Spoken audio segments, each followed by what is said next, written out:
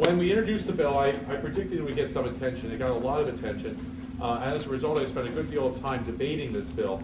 And I learned a couple things very quickly. Thing number one is I couldn't get anyone to debate me twice. And it's not because I'm such a genius, although I am, but that's not the reason. The reason is because the second thing I learned, which is there is no rational argument against this. And I don't say this as someone who just sees himself as right all the time.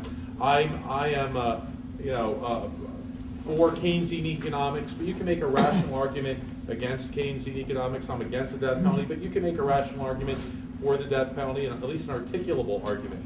But you cannot make one, and I have yet to hear one in this case. Basically, we hear three arguments. Number one, my religion doesn't like it, which again, for purposes of setting public policy is not relevant. My religion does not like eating ham, but I am not banning ham. I just don't eat it. Number one. Number two, we hear the slippery slope argument, which is that if you allow a man to marry a man, you must allow a man to marry several men, or a puppy, or a lawnmower. You can't do, which of course is a ridiculous argument. We draw lines in the law all the time. You can drive 65, not 95. You can have a car, not a truck bomb.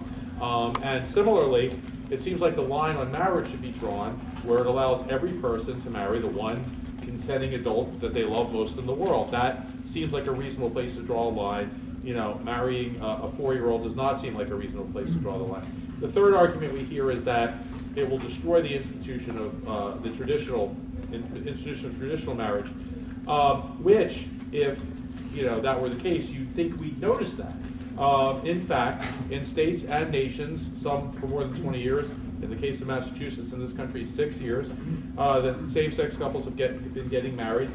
The only thing we've noticed is that the divorce rate in Massachusetts has gone down among straight couples. Now, I can't attribute that to same-sex marriage, but it's certainly not evidence of some apocalyptic consequence of having same-sex marriage. There is no. And in fact, the lawyer who is defending Proposition 8 in California is the same lawyer who defended the same thing in Hawaii 15 years ago. So he's had some time to figure out his arguments. When asked by the judge, what will specifically happen to opposite-sex marriage if we allow same-sex marriage, his answer was, and I'm quoting, I don't know.